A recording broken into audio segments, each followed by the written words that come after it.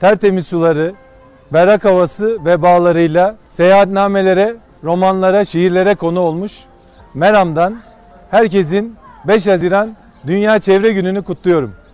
Bizler gökte uçan kuşu, deryada yüzen balığı, meyve veren ağacı kendimize dost bilenleriz, kardeş bilenleriz. Soluduğu havayı, her yerinden bereket fışkıran toprağı, akarsularımızı emanet kabul edenleriz. Dağları, gölleri, denizleri, binbir çeşit canlısıyla ortak evimiz olan dünyayı güzelleştirmeyi, varoluşumuzu gayesi olarak görüyoruz. Allah dünyayı en güzel surette insan ile doğa arasında bir denge üzerinde yarattı.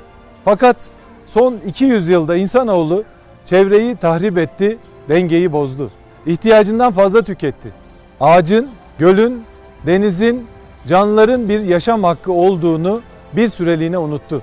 Fakat bugün dünyamız kendisini çok ağır bedeller ödeterek hatırlatmaktadır. 2020 yılı boyunca ve hala etkilerini yaşadığımız Covid-19 salgını gibi hastalıklar tüm dünyaya olanca hızıyla yayılıyor.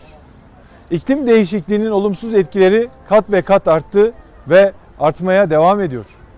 Çözüm, canlı cansız tüm varlıklarımızı gözümüz gibi korumaktır. Biz ülke olarak çevremizi korumak, gelecek nesillere daha yaşanabilir bir Türkiye bırakmak için var gücümüzle çalışıyoruz. Daha temiz şehirlerin yolunun yeni yeşil alanlardan, temiz derelerden ve geri dönüşümden geçtiğini çok iyi biliyoruz. Çevreye sevdalı Cumhurbaşkanımız Sayın Recep Tayyip Erdoğan'ın liderliğinde son 20 yılda hayata geçirdiğimiz binlerce yeşil yatırımla bugün şehirlerimiz daha yeşil, daha temiz, daha yaşanabilir. Çevre ve Şehircilik Bakanlığı olarak çevreye saygılı şehirler ilkesiyle Türkiye'nin ekolojik dönüşümünü hızlandırdık.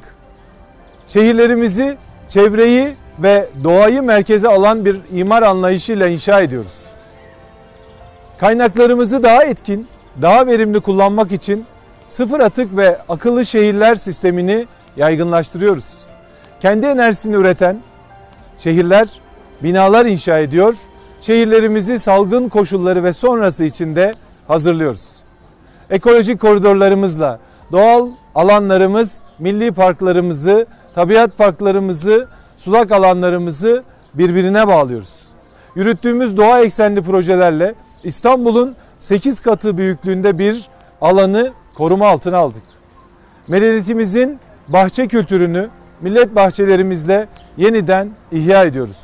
Böylece şehirlerimize yaşlılarımızın, gençlerimizin, çocuklarımızın ihtiyaç duyduğu açık, büyük yeşil alanlar kazandırıyoruz. Bisikleti bir hayat tarzı haline getirmek istiyor. Yüzlerce kilometre uzunlukta bisiklet yolları, yürüyüş yolları yapıyoruz. Mavi vatanımız denizlerimiz, ev sahibi kuğular olan göllerimiz, binbir türlü balığa yuva olan akarsularımız, ülkemizin akciğeri olan ormanlarımız için çocuklarımıza daha güzel yarınlar bırakmak için çalışıyoruz, çalışacağız.